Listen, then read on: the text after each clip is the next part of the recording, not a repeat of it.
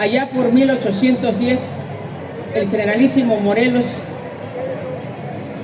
tuvo su trinchera o su cuartel en lo que es el poblado del Veladero. El poblado del Veladero se sube por la Zapata. Antes se hacía 2 horas. Desde mi llegada le invertimos y hoy tan solo en 10 minutos estamos en el poblado del Veladero. De ese lugar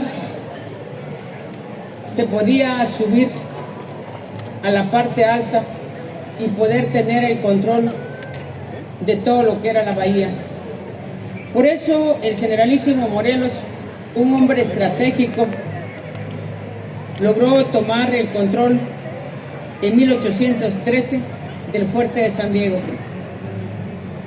Ese paso fue importante para nosotros, porque de ahí, de todo el sentir de lo que el pueblo expresaba, allá un 13 de septiembre de 1813 se instala el Congreso de Anáhuac, y un 14 de septiembre, al otro día de 1814, se leen los sentimientos de la nación. ¿Y qué eran los sentimientos de la nación? No era más que lo que el pueblo quería. ¿Qué quería? Que se pudiera abolir la esclavitud, que se pudiera moderar la opulencia y la indigencia, que hubiera la separación de poderes. Esos 23 sentimientos de la nación se tuvo también en Guerrero el primer Palacio Nacional de la Insurgencia en 1813. Para 1814 hubo la Constitución de Apaxingán, como se le conoce, y esto contemplaba mucho del sentir del pueblo. En esa organización de nuestros pueblos llegamos al 1821, y es donde Vicente Guerrero, el consumador de la independencia, junto con Agustín Iturbide, entendemos que México es más que estar en guerra. Es así como en 1824 se tiene por primera vez la Constitución. Es cuando ya se reconoce a un país, donde ya se tiene delimitado lo que es nuestro territorio. Todo esto conlleva, compañeras y compañeros, a entender esa historia del pasado para poder entender el presente. En este presente, como ustedes saben, pues había secuelas después de toda esa lucha, y se da lo que fue las leyes de reforma con Benito Juárez, pero otra vez Guerrero jugó un papel fundamental. Desde Ayutla es donde se genera el plan de Ayutla, donde se da el desconocimiento de Santana, y es así como entra el general Juan Álvarez a ser presidente de la República unos meses. Para paso después entró don Benito Juárez a ser presidente. Con ello queda establecida en la Constitución de 1857 lo que tiene que ver con la separación de la Iglesia y del Estado. Se reconoce la ley del matrimonio, la ley del registro civil, y esto ha sido como el caminar de la libertad de imprenta, la libertad de asociación, la igualdad ante la ley, y fortaleció la división de los poderes. Por eso, en 1861, el gobierno de Benito Juárez, aquí hay otro, llamemos otro hecho. Benito Juárez realizó un decreto de suspensión de la deuda externa, pero esto provocó que Napoleón III aprovechara la situación y en 1862 comenzó la intervención francesa y se impuso un gobierno extranjero encabezado por Maximiliano de Habsburgo. Vean cómo siempre hemos sido tentación de los extranjeros. En esa ruta perdimos el 55% del territorio nacional, 2.4 kilómetros, 2.4 millones de kilómetros que perdimos del territorio nacional. El 55% quedó ahí con los gringos. Siempre hemos sido la tentación del extranjero. Por eso me parece que en esta ruta de la lucha de independencia, las leyes de reforma, aún quedaban las secuelas porque las tierras se les habían quitado a los campesinos. Es así como en 1910 se da la Revolución Mexicana, donde Zapata, con un claro ideal de defender a los campesinos, se logra al final que en 1917 se tenga nuestra Constitución, y esa Constitución que de alguna manera contemplaba la de 1963, que es el artículo 3, el derecho a la educación pública y laica. Se estableció que la propiedad y las tierras y las aguas corresponden a la nación. Se incluyó en la Constitución de 1923 los derechos laborales, el salario mínimo, el descanso, el derecho a la asociación y el derecho a la huelga. Esto se refiere a la Revolución Mexicana, que contempla la Constitución de 1917, que solo contiene 136 artículos. En esos 136 artículos fue una de las constituciones más avanzadas, más progresistas de los derechos humanos. En esta historia también podemos decir que de alguna manera se le da estabilidad al país, pero resulta que en el porfiriato, que Porfirio Díaz gobernó 35 años. Porfirio Díaz decía que el país crecía porque había inversión extranjera, que porque había los ferrocarriles, pero ante 15 millones de mexicanas y mexicanos, el 99% en pobreza extrema, y solo el 1.5 concentraba la riqueza de este país. ¿Cuál fue el desarrollo? Ninguno. Por eso me parece importante situar de alguna manera la historia, porque ¿sabían ustedes que de 1982 al 2018, en 1982 con Miguel de la Madrid, se introduce al texto constitucional lo que es el Plan Nacional? Y el Plan Nacional no fue más que la ruta privatizadora de nuestro país. Con Miguel de la Madrid se entrega bienes de la nación, del Estado, a manos privadas. Se habla entre 700, pero ya fusionado algunas cosas, quedan como en 300 y tanto. Después continuó Carlos Salinas de Gortari, también en esa ruta privatizadora, y entregaron 390 empresas que correspondían al pueblo de México, como los bancos, los 18 bancos, como Telmex, como Altos Hornos de México, entre otros. En estos 36 años, como ustedes pueden ser testigos, porque muchos de los que están aquí vivieron esa parte de esa crisis. Cuando llega Ernesto Zedillo Ponce de León, se da la devaluación del 94. Ahí, ¿qué nos deja esa devaluación? Nos deja una gran crisis y lo que hicieron ir al rescate bancario, pidieron crédito para poder darle dinero al rescate bancario y ese dinero lo metieron como deuda pública que aún sigue pagando los mexicanos y las mexicanas.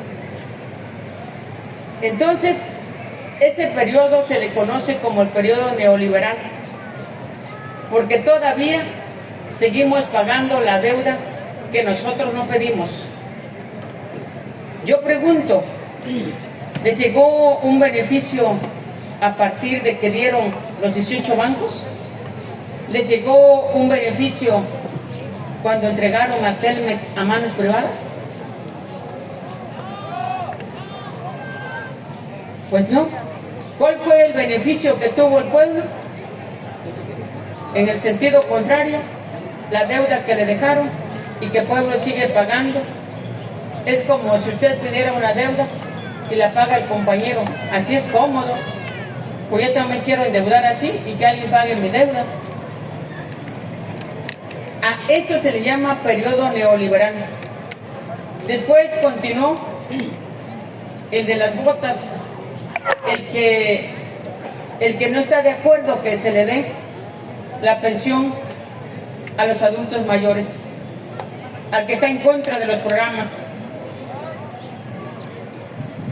al que dice que eso no es resolver que el país crezca. Después llegó el otro, el que tuvo a su delincuente García Luna, al que está en la cárcel por delincuencia organizada. ¿No debiera estar en la cárcel Calderón? Y entonces, ¿de dónde sacan la narrativa? Su narrativa que traen de que Morena narcogobierno. Y acaban de agarrar ayer al exgobernador de Baja California, al tal Rufo, por delincuente, por guachicolero. Y entonces, ¿de dónde está, de qué lado están los delincuentes? ¿De aquí o de allá? De allá, por supuesto. Pero lo que están armando es una falsa narrativa, pues para ver si logran regresar a sus privilegios. Y vean, ciudadanos,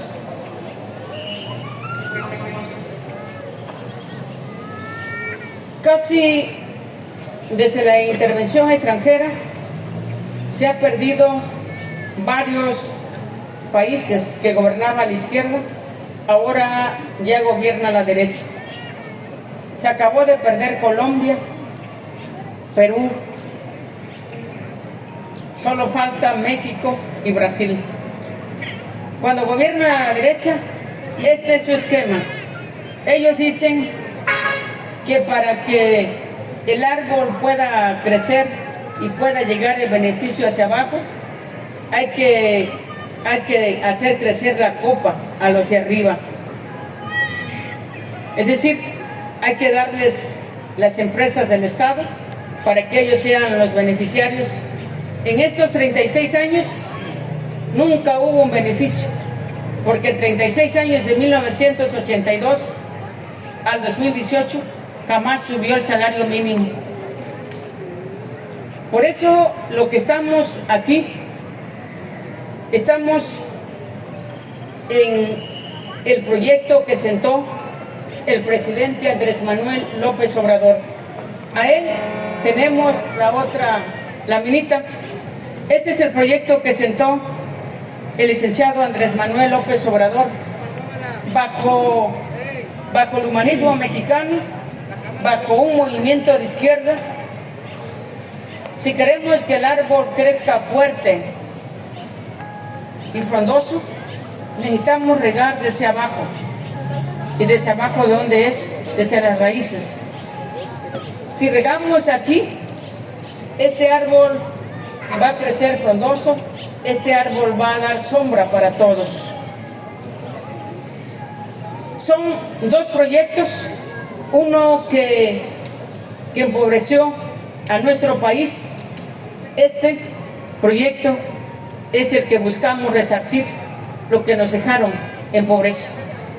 Hoy es fácil echarle la culpa al movimiento de la Cuarta Transformación cuando apenas llevamos 8 años de gobierno, cuando ellos tuvieron más de 70 años y miren nada más, caso Aguas Blancas, caso El Charco, caso 43, el 68, el Halconazo. ¿Quién gobernaba?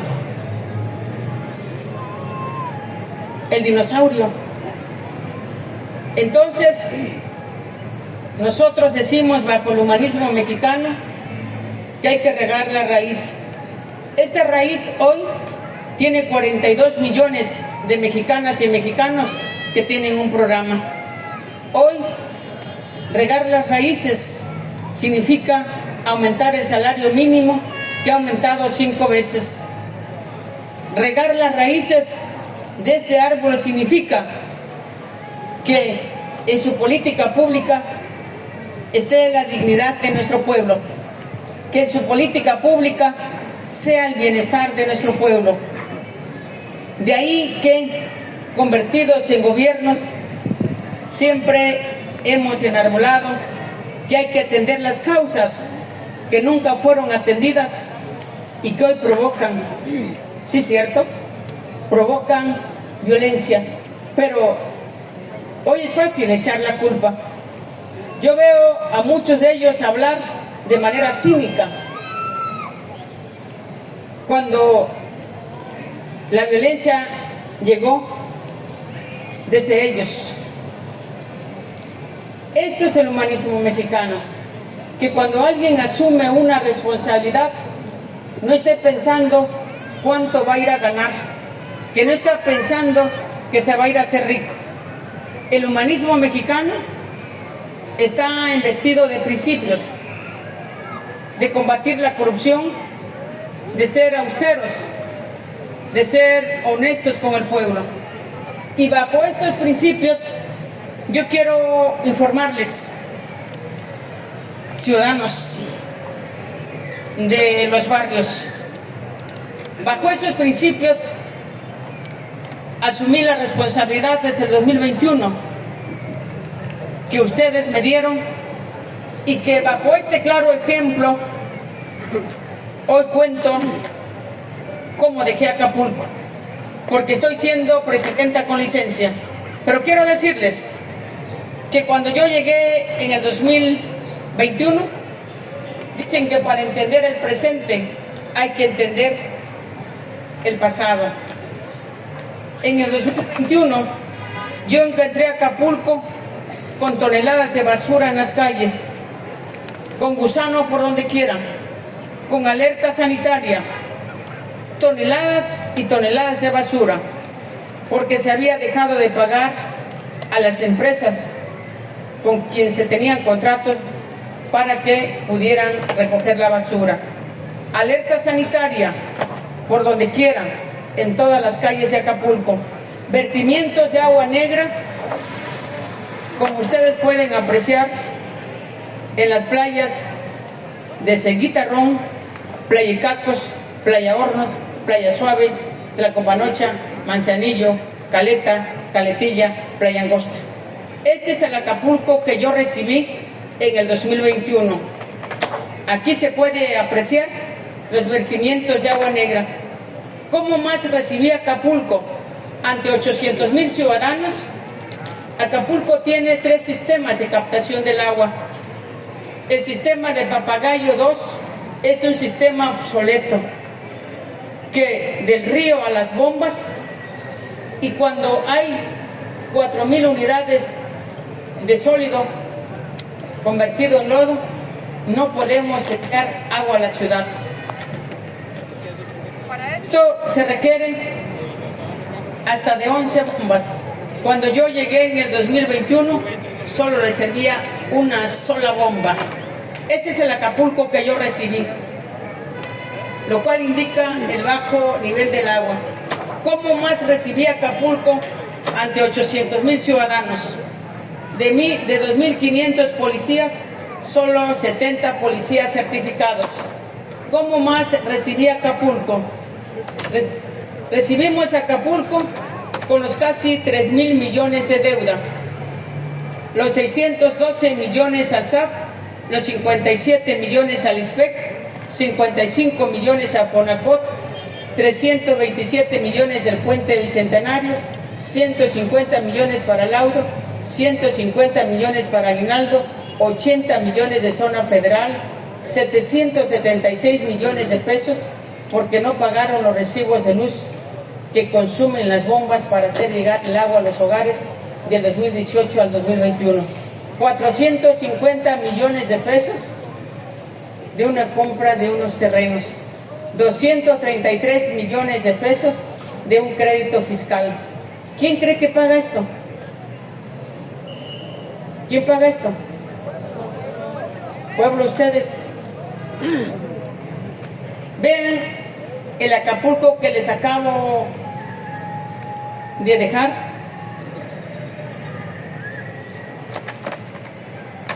Todo esto nos ubicaba. Acapulco, México tiene alrededor de 2.477 municipios.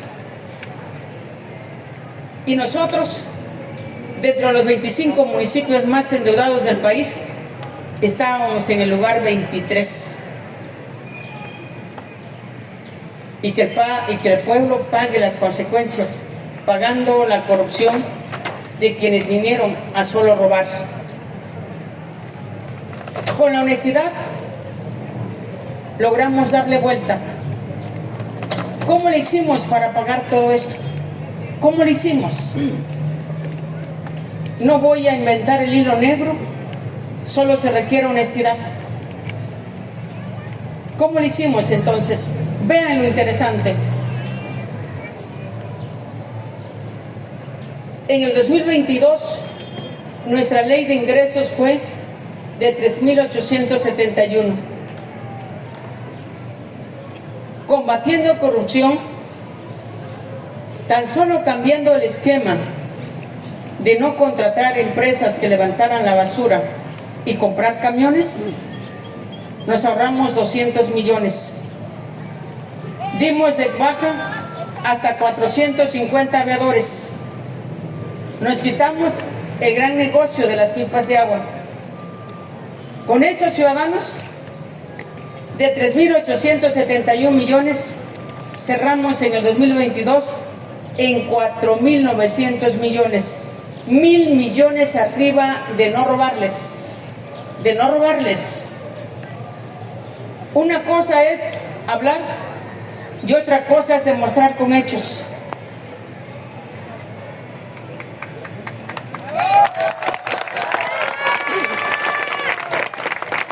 Con eso logramos pagar 7 meses de la administración los 612 millones del SAT. Logramos negociar los 57 millones del ISPEC en 44 millones y también se pagó. Logramos negociar lo de Fonacot de 55 millones en 38 millones y solo debe quedar una deuda de 5 millones. Logramos también pagar los 15 millones del SUSPER. En el tema de laudos logramos pagar hasta el 60%. Me tocó solicitar una línea de crédito de 150 millones en 21. Yo llegué en octubre, noviembre, diciembre y necesitaba 300 millones de pesos para pagar aguinaldos. No había nada. Eso me obligó a solicitar una línea de crédito. Lo pagamos a los 8 meses de la administración. De los 327 del Puente Bicentenario, de la vergüenza, de la corrupción, de la ratería, esto fue en el 2010 La deuda original fue de 360. Yo llego 11 años después y recibo la deuda en 327 millones. Se hizo la reestructuración de la deuda. Con el banco con el que estábamos cobraba el 3% de intereses, con el que nos pasamos el 1%. Al día de hoy solo se deben 141 millones de pesos. En la deuda de estos 80 millones de zona federal, todo lo que ingresa de zona federal, si el municipio aporta el 10%, le hacen la devolución del resto, y eso se invierte en la zona, en la franja turística. Pasaron muchísimos años y nunca invirtieron nada. Conmigo se invirtió. Ahí está el puente de Caleta, Caletilla. Está el acceso del tío Alex, el acceso Filipina, el acceso de Puerto Marqués, los accesos de la Bofil. Con este dinero pueblo que es ustedes.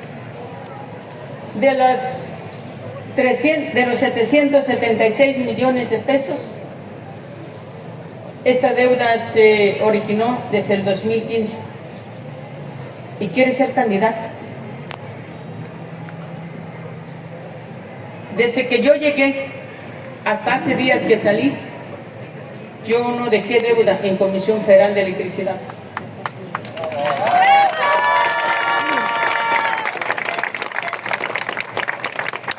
De estos 450 millones, fue todo un peregrinaje, pero logré negociarlo en 153 millones y se pagaron. De estos 55 millones, lo negocié, de los 233 millones, lo negocié en 55 millones y se pagaron. En suma, ¿qué quiero decir? Que hoy Acapulco se los dejé, que tiene opinión de cumplimiento positivo del SAT, que también pueden ver ustedes esta tablita, es interesante. Esta tablita, ¿qué indica? Lo que indica es que nuestra ley de ingresos en el 22 fue de 3.871 y cerré en 4.900. Para el año 23, con todo el huracán Otis, nuestra ley de ingresos fue de 4.315 y cerramos en 5.071 millones de pesos, arriba de lo presupuestado, con todo el huracán Otis. Y para el otro año nos cae el otro huracán Joe, proyectamos 4.602 y cerramos en 5.139 millones, arriba de lo presupuestado. Para el año 2025, nuestra ley de ingreso fue de 4.751 y cerramos en 5.477 millones de pesos. Ya este año le tocará a la presidenta que está en funciones, pero seguramente va a rebasar la meta. Estoy segura de ello. ¿Qué indica entonces? ¿Qué indica? Que tuve el 97.2% de transparencia.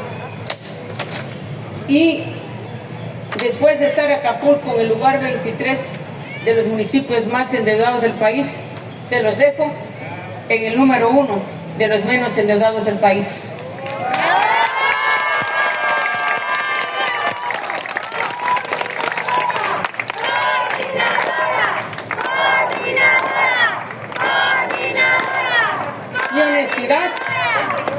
Mi honestidad no está en tela de duda.